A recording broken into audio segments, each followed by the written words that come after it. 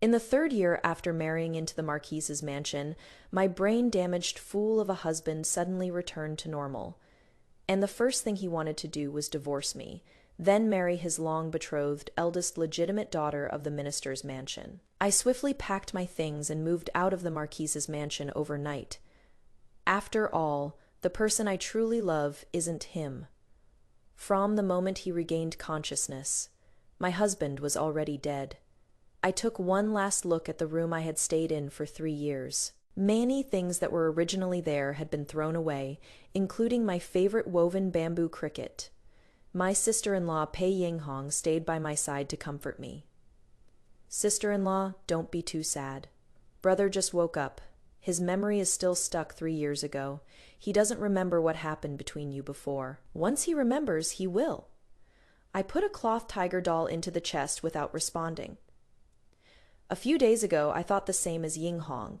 As long as we waited a few days for Pei Qinglai to recover his memories from the past 3 years, we could be like before. But when the divorce papers were sent before me, those unrealistic thoughts of mine were finally shattered. How could the young Marquis Pei, now that he has regained his senses, be willing to spend his life with me, a butcher's daughter? I still remember the first look Pei Qinglai gave me when he woke up unfamiliar, guarded, distant. Who are you? Why are you in the Marquis's mansion? When he learned I was his wife, his expression as he looked at me was complicated, his brows tightly furrowed, looking like he wanted to speak but held back. Miss. My heart sank. He used to only call me Jungjun, calling out Jungjun all day long, as if he couldn't live without me. But now his tone is polite, his words proper, yet every sentence is laced with disdain.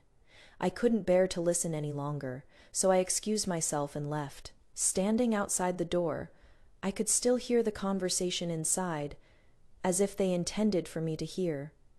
Pei Qinglai's voice was calm, no longer clingy like before. Mother, how could I have married her? What about Wanren? Liu Wanren, the legitimate daughter of Minister Liu, was also Pei Qinglai's former fiancée. She was also the one who immediately cancelled the engagement upon learning that Pei Qinglai had injured his brain and would become simple-minded. But at this moment, Pei Qinglai's memories still remained from 3 years ago when they had agreed that he would marry Liu Wanren upon his victorious return. Little did he expect that, upon waking from his dream, he had indeed returned victorious and had indeed married. It is just that the bride changed from Liu Wanren to Mi Li Rujin. The physician had specifically warned that Pei Qinglai had just regained his senses and couldn't handle too much stimulation. Mother Pie looked at him, not knowing what to say. Junjun is a very good girl. You used to love her very much, and everyone in the manor likes her too. Once you two spend more time together, Mother P's words were cut off. Pei Qinglai's tone was firm. I want to divorce her. I returned to Linshui Alley and went back to my old trade of selling pork. Before I married Pei Qinglai, I was just a butcher's daughter. At time, Pei Qinglai had just been brought back after being wounded on the battlefield. After the imperial physician examined him, he said there was a 50% chance he wouldn't wake up, and if he did, he would likely be mentally impaired. Before Pei Qinglai was injured, he was still the man many women dreamed of in their boudoirs.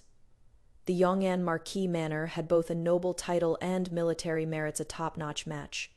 But after Pei Qinglai was injured, everything turned upside down. The Pei family had only this one male heir. Whether he never woke up or became simple-minded, the Pi family had no chance of recovery. The imperial physician had barely left when the Liu family came knocking. They said that long ago, grandfather Liu had fallen into trouble and was saved by a hunter. The two of them had arranged a childhood betrothal for their grandchildren. Grandfather Liu had been bedridden for years and forgot about this matter, but one day he suddenly became lucid and finally spoke of it.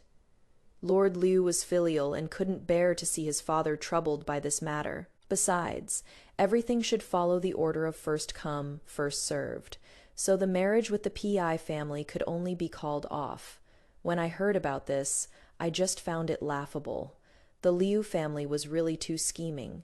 They clearly did something shameless, yet still wanted to gain a reputation for keeping their word. At time, the PA family's hearts were all focused on Pei Qingli, and they had no energy to tangle with the Liu family. For Pei Qingli's sake, Madame Pei kowtowed every 3 steps, all the way from the gates of the Pei Manor to outside the great Shangguo temple, before the abbot finally said, "This can be broken through a wedding to ward off misfortune." But when the news spread, every eligible girl had either already been betrothed to someone else or had been told by a Taoist priest that marriage wasn't advisable for her in the coming years, and took the initiative to knock on the PI family's door, kneeling before everyone in the PI residence, saying I was willing to marry Pei Qingli as his wife.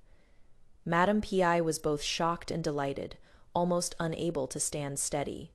She hurried over to me, took my hands and asked, "Why, my liar is already like this. Girls from other families all refused. So why would you?" I kowtowed heavily to Madame Pei, with only one sentence. "The Pei family has shown me kindness. Now he is awake, the debt of gratitude has been repaid, and everything is over." I was about to close up shop when, just my luck, a scholar came jogging over, wanting to buy a small piece of pork belly. I cut the meat and handed it to him, but the scholar didn't take it. I looked up at him, only to hear an excited voice. "Rujin?" I squinted and studied him for a long while before I could barely connect this tall, gentle as jade man before me with the filthy, bean-sprout thin kid in my memory. Suhai. I tried calling his name. The scholar smiled so wide his eyes curved into crescent moons. "It really is you, little sister Rujin." Before Suhai and I could exchange more than a couple of words to catch up, a female voice came from nearby, clear as an oriole, delicate as willow catkins drifting in the wind. "Brother Lai, that over there seems to be your." Before Liu Wan could finish speaking, Ying Hong came over first, took my arm and called out to me affectionately, "Sister-in-law." Upon hearing this sister-in-law, Liu Wan swayed slightly and her alluring eyes instantly reddened. Pei Qingli reached out to steady her, frowning as he looked over. Our gazes met in the air. Everything remains the same, yet the people have changed, so this is how it feels. "Li Rujin, we just divorced." Pei Qingli walked up to the stall and mocked. "So eager to remarry already?" "What about the one beside you?" I retorted, refusing to back down. "We just divorced, and you are already so eager to remarry." Ying Hong held my arm even tighter and provocatively said to Liu Wanren, "I'll only ever acknowledge one sister-in-law in my life." Liu Wanren's face grew even paler, while Pei Qingli glared at Ying Hong as they left. I watched their departing figures walking together and suddenly felt an impulse. "Qing." "Marquis," Pei Qingli turned his head. "What is it? During those 3 years, do you still remember anything?" "Even if you only remember just a little bit," Pei Qingli spoke coldly. "I don't remember anything." I nodded in a daze. All right. Then I wish that you will never remember. If you remember, you'll definitely regret it, but I won't look back anymore." Along with the news of Pei Qingli's return to court came another piece of news: he was going to marry Liu Wanren. The Liu family wasn't making things up before Liu Wanren indeed had an engagement arranged by her grandfather. That hunter's grandson is also studying now, but he hasn't passed the imperial exams yet. Truly not a match for Miss Liu. The Liu family kept delaying, originally wanting to see that scholar's abilities in this year's autumn examinations. But unexpectedly, things took a turn. Pei Qingli returned to normal.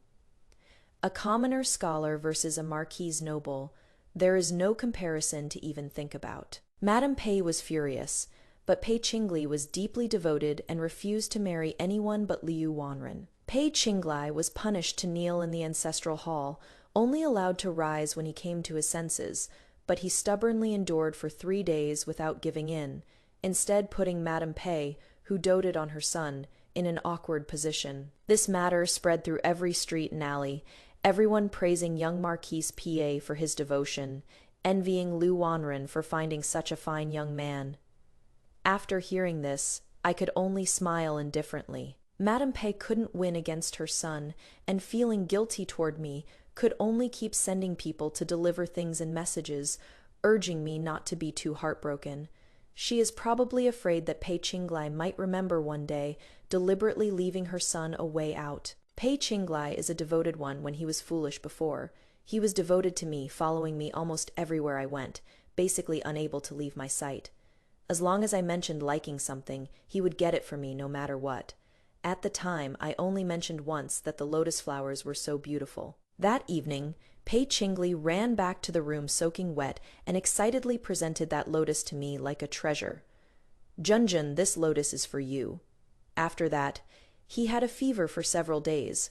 Even though he was suffering terribly, he still comforted me, saying it was his choice, and as long as I wanted it, he would even pluck stars from the sky for me. Now such devoted, regretless love has been given to someone else. I still remember when Pei Qingli wanted me to sign the divorce papers, he said arrogantly, "Li Rujin, you've gained enough in these 3 years at the Marquis's manor. One should learn to be content and not covet things you don't deserve." After I married into the Marquis's manor, I heard many harsh words from other officials' wives and young ladies, saying I was greedy for wealth and blinded by desires. Before, I just laughed it off, but now hearing the words, "don't deserve" from Pei Qingli's mouth, I truly understood the killing power of words. At time, I still held on to a sliver of hope, stubbornly refusing to sign the divorce papers, only thinking of helping Pei Qingli recover his memories. As long as I endured through this period, once he remembered everything, we would be as sweet and harmonious as before. We would fly kites together, pick flowers and make honey together, go on spring outings, carefree and loving without doubt. But reality only gave me Pei Qingli's increasingly impatient expressions and irritable words, mocking remarks and undisguised disgust. Only then did I realize that the Pei Qinglai who loved me and whom I loved was already dead. The one living in his place now was just a stranger after figuring this out. I swiftly signed the divorce papers and moved out of the Marquise's mansion. Now I am alone, living with my memories and my shop. Suhai came to see me often. That is when I learned that the unlucky scholar who had a marriage agreement with the Liu family was actually him. Both of us were alone in the world, abandoned by others. Adding to that our childhood friendship, we addressed each other as brother and sister, supporting each other through life. And my convenient big brother was about to become an uncle. I rubbed my belly, my heart full of sweetness. I'd been very drowsy these past 2 days. After visiting the clinic, I found out I was already 2 months pregnant. He is still very, very small right now, inside my belly, needing my careful care to grow. Suhai was quite worried and asked if I wanted to keep this child. I said firmly, "Of course I am keeping it. This is my child, the child of me and my foolish husband, not the child of the current young Marquis P. After." My belly started showing a little. Pei Qinglai came by again. The storytellers at the tea house were telling his and Liu Wanren's love story every day. Even if I didn't want to know, it would find its way to my ears somehow. Pei Qingli didn't come to see me this time, he came to find Suhai. Suhai had half a jade pendant that the Liu family's grandfather had left him. To dissolve the marriage agreement, they had to get the token back. Suhai might have held some expectations for this marriage before, but after being used as a pawn by the Liu family and then humiliated and abandoned, he had long seen through the Liu family's true colors, so he handed over that half-jade pendant without hesitation. After getting what he wanted, Pei Qinglai didn't rush to leave. Instead, he sat down in my small room looking around. "Li Rujin, have you always been this shameless?" "What?" I didn't understand why Pei Qinglai would say such things. Just looking at his face, countless memories with that little fool would flood out. I tried my best not to look at Pei Qinglai. Suhai stood up for me. "Speaking of shamelessness, we really can't compare to even 1/10,000th of Marquis Pi, who kicked out his wedded wife the moment he woke up, without any regard for their bond." "You," Pei Qinglai flew into a rage. With his youthful temperament, he couldn't hide his emotions at all. Pei Qingli suppressed his rage and let out a cold snort. Back then, she coveted my Marquis mansion's glory, wanting to climb up the social ladder, and took advantage of to seize the opportunity. So this is what the awakened Pei Qinglai thinks of me. How laughable. I coveted his Marquis mansion's glory by marrying a fool and then giving up my entire life. Pei Qingli had always been the most renowned young man in the capital. He followed his father to war at a very young age and was appointed as a cavalry commandant at 17, with a limitless future ahead. But after one defeat, General Pi died. He was wounded, and the Pi family fell into decline. Those 3 years we suffered much humiliation. A single word, bitter, sums it all up. He strongly resists everything related to those 3 years. He refuses to recall anything he did while he was foolish. And this I can understand. Even the person he fell in love with during those 3 years became a stain on his life. Whenever he sees me, he is reminded of that defeat, his father's death, the Pei family's disgrace. But how am I to blame? Why should I bear his resentment? If the Marquis Pei has nothing else, please leave. I spoke coldly, and due to my emotional turmoil, my belly began to ache faintly. I instinctively rubbed it. Suhai also sneered coldly. The Marquis Pei should keep his eyes clearer in the future. Don't mistake a fisheye for a pearl. Pei Qingli left in a huff. Half a month later, the tea house gossip updated. The Marquis's residence had already sent a matchmaker, and the birth characters of Pei Qingli and Liu Wan had been sent to Daxiangguo Temple for the master to match. Speaking of Daxiangguo Temple, I had also drawn a fortune stick there before.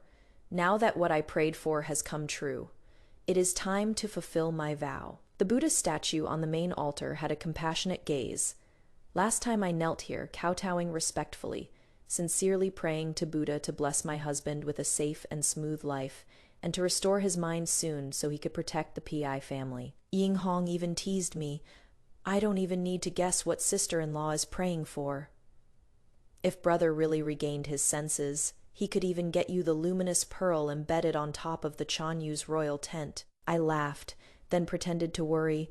What if he really recovers and despises my identity, refusing to be with me no matter what? Yang Hong exclaimed dramatically. How could that be possible? He loves you so much. Now those words have come true. Now I kneel before the Buddha, only praying that the child in my belly can be born safely, and that we mother and child can live in peace. After finishing my kowtows and standing up, I noticed Pei Qingli standing behind me, his gaze complicated as it fell on my slightly swollen belly. You, he struggled to speak, his tone obscure. Is it mine? I shook my head decisively. Number, it is not yours, it is Pei Qingli's. It is my husband's. Pei Qingli's face immediately turned ugly, and I felt slightly gratified in my heart. Then I saw the safety amulet he was holding in his hand. Back then, the emperor personally sought a safety amulet for the empress before their marriage, and the imperial couple lived in harmony with deep affection. Thus it became custom that when marrying, the husband would seek a safety amulet for his future wife before the wedding to show he cherished her. I withdrew my gaze, only feeling a tightness in my chest. As I passed by Pei Qingli, he instinctively reached out to grab my sleeve, but his hand stopped midair. He didn't move again. I didn't stop. At night, I was sewing a tiger head hat when the candlelight flickered, and Pei Qingli jumped in through the window. His breathing was unsteady, his words rapid. It is mine. I asked the physician at the clinic and looked at your pulse records. That is mine. I only paused for a moment before continuing my needlework. Having held a blade for so long, doing needlework always felt awkward. My fingers had already been poked full of holes, and with a moment's carelessness, blood beads seeped from my fingertip again. So what? I looked at Pei Qingli. You can come back to the manor. His tone was gentle. Continue being your wife? Or is Marquis Pei not taking a new wife anymore? Pei Qingli didn't answer. The two of us faced off from a distance. After a long while, he looked away and called me by my full name for the first time since regaining consciousness. Li Rujun. That is also my child. Pei Qingli came quietly and left quietly, but the immense panic he left behind engulfed me. I couldn't stop trembling until Suhai came. I grabbed Suhuai's sleeve and asked him in anguish, What do I do? Pei Qingli wants to take my child away. What do I do? What should I do? I had already lost Pei Qinglai. Now I was going to lose even the child I had with him. Suhai comforted me. It won't happen, Rujun. Once I pass the imperial examination, I'll have the power to protect you and my little nephew. He was a good brother. Knowing I was scared, he stayed with me the whole time. But with the exam approaching, I didn't want him to waste his precious time, so I deliberately put on a relaxed appearance and urged him to go study. Pei Qingli hasn't made any moves for now, but things keep appearing in my room from time to time, sometimes a cup of soup, sometimes candied plums, sometimes a small wooden dagger. I was terrified, couldn't sleep well night after night. The little one was tossing and turning in my belly, making me throw up over a dozen times a day. I'd lost so much weight, my chin was scarily sharp. Ainghong found out about this when she came to see me and saw me in this state. She was heartbroken, so she tried her best to cheer me up with conversation, but no matter what she said, it always came back to Pei Qinglai. Brother has been training troops at the military camp outside the capital lately. There is going to be another war soon. Brother hasn't mentioned marrying Liu Wan again. Maybe he is remembered. Sister-in-law, if brother has remembered, would you? Yinghong bit her lower lip and didn't continue. She wanted to ask if sister-in-law would forgive brother, if their family could go back to how things were before harmonious and happy together. I shook my head. Once some things happen, they're set in stone. A broken mirror will always have cracks. Pei Qinglai doesn't love me. Even if he regains his memory and his attitude and feelings toward me change, he has too many concerns, too many considerations. I am still not the best choice in his heart. But having been loved so sincerely and passionately, it is hard to accept the gap of being just an option. That little fool truly held on to me. He is the only one in my heart. I won't fall in love with anyone else, even if that person has the same face as him. Help me escape. I grasped Yinghong's hand. If I stay here, I'll die. Please just help me help your little nephew. Okay, I am begging you. Yinghong nodded through her tears. The boarder was growing restless, and Pei Qingli was so busy his feet barely touched the ground. With Yinghong's help covering for me, I smoothly left the capital and settled in a small courtyard in a little town. Yinghong's letters came one after another, news arriving in waves. Sometimes she wrote about big matters, like how Pei Qingli had gone to war again. He had barely recovered, yet couldn't wait to take to the battlefield to wash away the 3 years of humiliation the Pei family had suffered. But more often it was trivial things, like which shop had new pastries, what clothes were fashionable in the capital. Now, what gossip the officials' wives and daughters were stirring up. Yinghong went to great lengths to lift my spirits. Along with her letters, she sent many little trinkets for children to play with, all carefully gathered by her. I appreciated her kindness, and my mood gradually eased. My appetite returned, and my belly even grew a bit larger. The town was small, any little stir, and everyone would know. A widow settling here was big news, and a neighbor auntie was the first to come knocking to find out more. I told her the truth. Both my parents passed away, and I married into my husband's family to repay a debt of gratitude. My husband was sincere and treated me like a treasure, and my mother-in-law and sister-in-law were both easy to get along with. But my husband died in an accident, and his twin brother couldn't tolerate me, believing my gratitude was a scheme. He insisted on driving me out of the house. Halfway through listening, the neighbor auntie started wiping her tears, cursing my brother-in-law as no good, saying he dared to torment his sister-in-law, even knowing I was carrying his elder brother's posthumous child. She said I was a pitiful soul, truly pitiable. The next day, everyone in town looked at me with pity, even charging me a few less copper coins when buying vegetables. When I was 6 months pregnant, war officially broke out at the border. Everyone around was discussing this war, discussing whether Marquis P's young General P.E., who had suffered defeats, would win this battle. I sat quietly aside listening, naturally hoping in my heart that Pei Qingli could win. If this battle was won, the border would be free from war for more than 10 years, which would be good for both the country and its people. Ainghong's letters came later and later, and the things she sent became stranger and stranger. Once what came with the letter was actually a fox fur coat. Hong explained that she feared the winter cold would be too much for me, so she made up a lie to have Pei Qinglai bring many fox pelts from the border, made into a fox fur coat to keep me warm. I stroked the fox fur coat, feeling the soft warmth beneath my hand, only sneering coldly in my heart. I saw through it, but just didn't say it. Just as I was about to give birth, Suhai's letter arrived. He had originally placed first in the imperial examination, but due to his good looks, His Majesty personally appointed him as the third-place laureate. When parading on horseback through the streets, he deliberately lingered an extra round in front of the Liu residence. Watching this made me laugh inside, silently mocking the laureate for being so petty. But it really was satisfying. The Liu family was full of social climbers who stepped on the weak and sucked up to the powerful. I couldn't stand them. And Suhai, who had been used and humiliated by the Liu family, despised them even more. There would surely be plenty of drama to come, but I wouldn't be able to watch it in person. What a shame. Suhai said he now had the ability to protect himself, and also the ability to protect me and my child. He asked if I wanted to come back. He was the child's uncle. He could teach him and give him what he never had a father's love. When I read this, another face suddenly surfaced in my mind, with handsome youthfulness, sincere yet foolish. Junjun, I'll protect you. If anyone wants to bully you, they'll have to kill me first.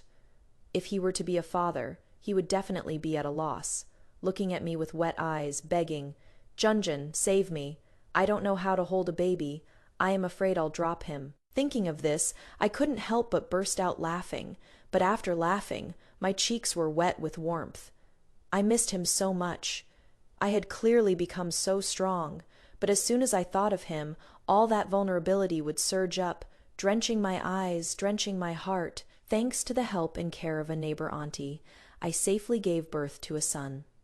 The child is very healthy, with a face shape like mine, but facial features that look exactly like Pei Qingli's after recovering.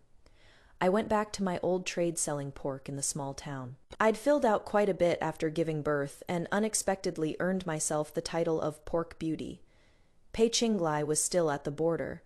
During this time, he fought several battles and won every single one, but never received His Majesty's decree to return to the capital. The whole world knew His Majesty's intentions if the Xiongnu weren't completely eradicated. The flames of war at the border would reignite in a few years. His Majesty and Pei Qingli were both waiting for an opportunity. One battle to settle everything. This opportunity didn't take too long to come. Yuan Bao had just turned 1 when Pei Qingli led a small cavalry unit on a surprise raid of 3,000 Li, circling around to the Chanyu's royal tent, charging straight in and taking the head of the Xiongnu Chanyu. When the news reached the capital, the court was in an uproar. His Majesty was overjoyed, granting Pei Qingli the title of Champion Marquis, with rewards flowing into the Pei residence like water. With such a great victory, not just His Majesty, but everyone in the whole world was happy. I was happy too, until just before I got home. The person at my door rushed toward me the moment he saw me, holding me tight and nuzzling against my neck, just like the big yellow dog at the alley entrance begging people for food. Junjun, where did you run off to? Why were you gone when I woke up? Do you not want me anymore, Junjun? You said we'd always be together. My body stiffened, not knowing how to react. Yinghong laughed awkwardly behind me. Sister-in-law, my brother, injured his head again. Pei Qinglai launched a surprise attack on the Chanyu's royal tent. It was a beautiful victory, but he was also seriously injured and fell into a coma. The news was kept secret until Pei Qingli woke up, only to find that he had turned back into that silly, foolish Pei Qingli, clamoring and making a fuss wanting me as soon as he woke up. Yinghong had no choice but to bring him here. I looked at Pei Qingli. It was still that handsome face, only now weathered by hardship, clearly already a rugged man's face.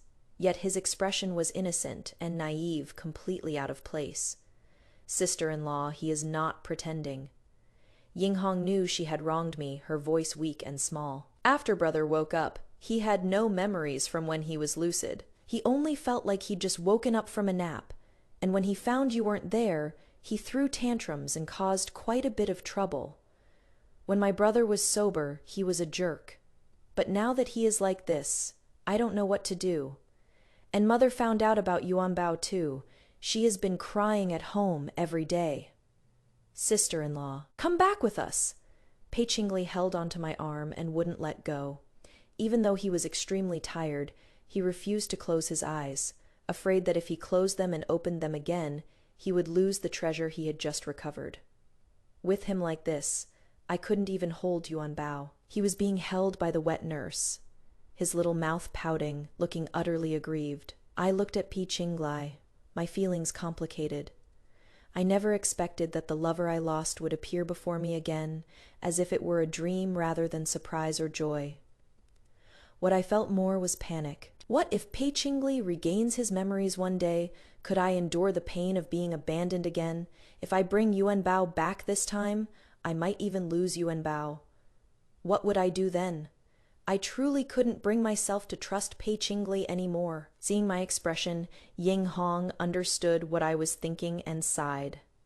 Sister-in-law, I know you resent him, hate him too, and have many concerns in your heart, but I really have no other choice. Brother thinks we're hiding you away. He hasn't eaten or drunk for days, starving himself to force us. I can't just watch my brother die. Besides, Yuan Bao is also of the Marquis Manor's bloodline. He'll inherit the title in the future. He needs to study and practice martial arts, and he is almost at the age to begin his education. A breath stuck in my throat, unable to spit it out or swallow it down, like a fishbone caught in my throat. My eyes felt a little warm. I was filled with hatred, yet for a moment I didn't know who to hate. Pei Qingli loyally fought on the battlefield and was heroically wounded. Where was he wrong? Pei Yinghong had done everything she could for me, and she was concerned about her own brother. Where was she wrong? But what about me? I came to the Pei residence with passionate enthusiasm, left covered in wounds, repaid kindness with all my might, loved with all my might, just wanted to live a quiet little life with my son. Where did I go wrong? Should I blame fate? I should blame my own restless heart even more. If only I hadn't fallen in love, without resentment, hatred, and obsession, there naturally wouldn't be so much suffering. I heard my own voice. Hoarse, weak. Did the doctor say when it would return to normal? Ying Hong shook her head. The imperial physician said, it might gradually recover, or it might never recover for the rest of your life. I let out a sigh. So that is how it is. In the end, I still went back with Pei Yinghong. But I didn't stay at the Marquis residence. I stayed at the Su residence. Suhai and I had formally become sworn siblings, so now I am considered the sister of the top scholar, and I have my own home. Pei Qingli insisted on being with me. He refused to leave the Su residence, throwing a complete tantrum. Suhai was quite speechless, turning his head to ask me, is he faking it? I shook my head. I don't know. Marquis Pei pacified the frontier. This military achievement no one could erase. Even though Suhai disliked Pei Qingli, he still had to call him a hero. Suhai let out a sigh. I've heard a bit about Pei Qingli's injury. I thought it was just flesh wounds. But unexpectedly, Rujin, did you come back because... Number, I replied cleanly and decisively. Just as I was speaking, Pei Qingli came over and grabbed my arm, shaking it hard. Junjun, why aren't we going home? I want to go home. He leaned close to my ear and whispered, Junjun, your brother is so fierce, I am a bit scared of him. I secretly laughed to myself. Back when he came looking for trouble, his attitude was arrogant and condescending, and we were the only ones afraid of him. Now that the tables had turned, he actually thought Suhai was fierce. I insisted on not going back, and Pei Qingli could only compromise after making a fuss. He was extremely clingy and couldn't accept Yuan Bao's existence, believing that Yuan Bao would steal my attention from him. If none of this had happened, I would have definitely started slowly teaching Pei Qingli from the moment I got pregnant, preparing together for how to be parents. Though he was simple-minded, he was very responsible and would surely become a good father. Now Yuan Bao came as a complete surprise to him, catching him totally unprepared. He could only look on pitifully day after day, staring with eyes full of resentment. On the 7th day after my return, Liu Wan came to visit. With Pei Qingli's departure for the expedition, the matter with the Liu family was left unsettled. Now that Suhai had achieved top honors in the imperial exam, the Liu family had other ideas. Although Pei Qingli had now returned from the campaign, news of his injury still spread like wildfire. It was no longer a time when the Liu family could afford to be picky. The Pei family's situation was unstable. Suhai's foundation was not yet solid, and he was a scholar soft-hearted and tender toward women. The Liu family decided to make one final gamble. Liu Wanren's figure was graceful, like a willow swaying in the wind, her gaze towards Suhai tender and affectionate. "Young Master Su, my lord," she curtsied gently. Suhai looked at her, his expression inscrutable. When he was still a poor scholar, he first met the woman betrothed to him, so beautiful and noble. Back then, he had resolved to study hard, to pass the imperial exams, to be worthy of Miss Liu, to give her a good life. And after they married, to love and cherish her dearly. But later, people chase profit. It is always the same. What brings Miss Liu to visit? Liu Wanren lightly bit her lip, turned her wrist over, and in her palm lay a whole jade pendant, its cracks joined with gold thread by craftsmen, making it look even more precious.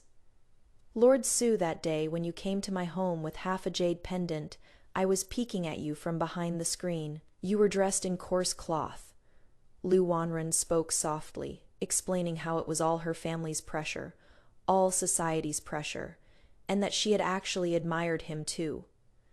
Suhai listened carefully, and eventually couldn't help but laugh, asking, "Then what about Marquis Pai?" Liu Wanren froze. "Before I came to the capital, I had already heard that Miss Liu and young Marquis P were deeply in love. When I brought the jade pendant that day, I intended to return it to help fulfill your happiness." Suhai spoke slowly. "If you say you admired me the moment you saw me, then what was young Marquis P before that? Miss Liu, you don't love me, nor do you love young Marquis P. You only love yourself." Liu Wanren's face turned pale as paper, her body swaying as if about to collapse. Watching this scene, my heart was filled with mixed emotions. Pei Qinglai came over and curiously glanced in that direction. "Do you think she is pretty?" I asked. "Junjun is the prettiest. I like Junjun the most." Pei Qinglai answered immediately upon hearing my question. He looked so sincere when he said this. Sincere compliments are more touching than sweet talk.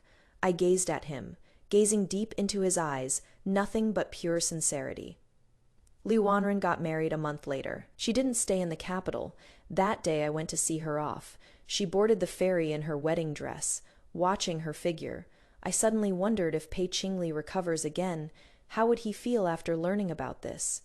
Liu Wanren got married and left all this behind, but how much longer must I struggle in this whirlpool? Me thoughts swirled endlessly, but a decision had to be made eventually. Suhai had recently declined several marriage proposals, and soon rumors began to spread. They said my relationship with Suhai wasn't purely that of siblings. Sworn brother and sister, with no blood ties binding us, something happening between us, seemed only natural. Rumors spread, growing more and more intense. I worried the rumors would trouble Suhai, but he remained completely at ease. We met when we were nobodies and supported each other all the way here. Why should we fear those rumors? Suhuai's smile was gentle, which calmed my heart a little. Actually, the rumors about him weren't the only thing troubling me. I was forced to return to the capital if Pei Qingli never recovers. Am I supposed to stay here forever? To them. What exactly am I? I opened my mouth, about to speak, but Pei Qingli suddenly barged in and stood between me and Suhai. He glared at Suhai furiously, his tone harsh. "Stay away from Yunjin." Suhai was somewhat surprised. Ever since Pei Qinglai insisted on moving in, he had been deliberately keeping his distance, and the two had barely interacted. This kind of tense confrontation was a first. The first time was when he came to demand the jade pendant. I pushed Pei Qingli aside. He withdrew all his hostility and stared at me with a pitiful look. "Junjun," I said calmly. "Pei Qingli, do you find this amusing?" A flash of surprise crossed his eyes, quickly replaced by innocent confusion. Junjun, I don't understand what you are saying. Suhai also called out to me softly. This was between me and Pei Qingli. When I asked him to leave, Suhai hesitated a bit but decided to respect my wish. Now it was just me and Pei Qingli left in the room. He still wanted to keep up the act, calling out to me cluelessly. Junjun, I was truly exhausted. Pei Qingli, is this fun for you? What exactly am I to you? A plaything whose feelings you can toy with as you please. Pei Qingli's expression froze on his face, stiff and dry, unable to say anything for a long while. After a long moment, I finally heard his voice, strained and hoarse. I didn't mean to. At first I really was, and then I gradually regained my senses. I cut him off. Then, what about after you recovered? Why did you keep pretending? Because you didn't lose your memory. You remembered those 3 years, right? You wanted to boil the frog in warm water, using this appearance to confuse me, then slowly recover until I truly couldn't leave you, until I forgave you, right?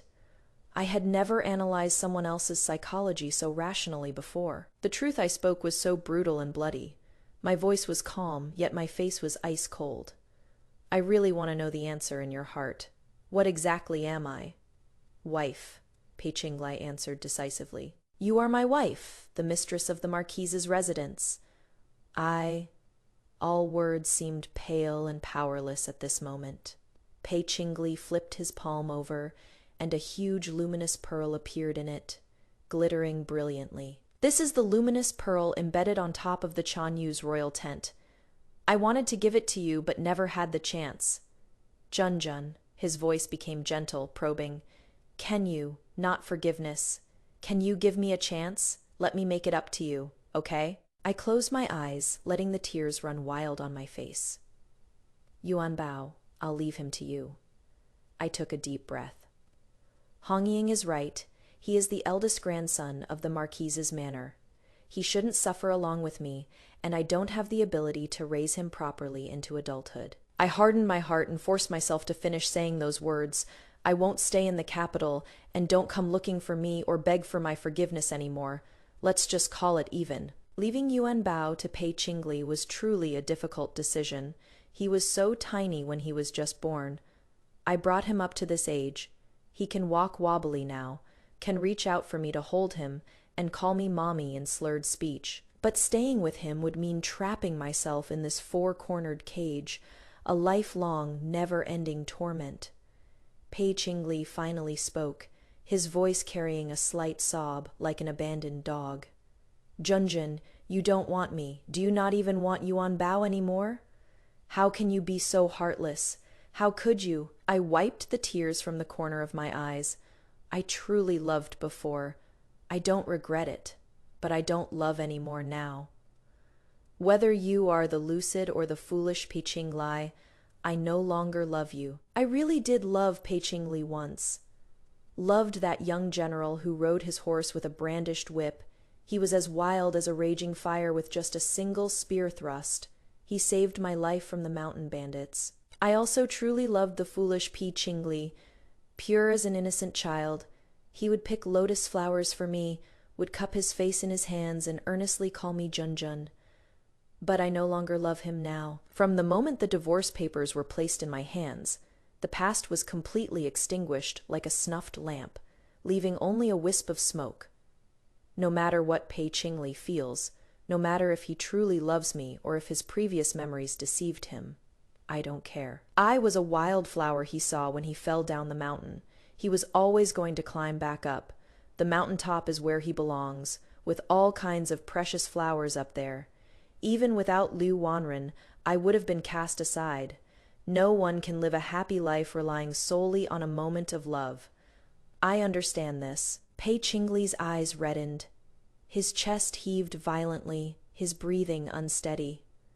Really, is there really no chance at all? I didn't want to answer anymore and turned to leave. Pei Qingli reached out, but grasped only emptiness. Pei Qingli returned to the Marquis manor, taking Yuan Bao with him. I don't know how much Suhai heard outside the door that day. When I was about to bid him farewell, he had already sent over everything he had prepared. Rujun, you will always be my sister. Write to me promptly if anything happens. During festivals, if it is convenient, you can also come to the capital to see this cheap brother of yours. I smiled and thanked him. On the day I boarded the ferry, Suhai came to the dock to see me off. Hong Ying also came. Her face looked sorrowful, forcing a smile. She seemed to have a lot to say, but I looked away. From now on, everything about the PE Manor has nothing to do with me. I only love myself.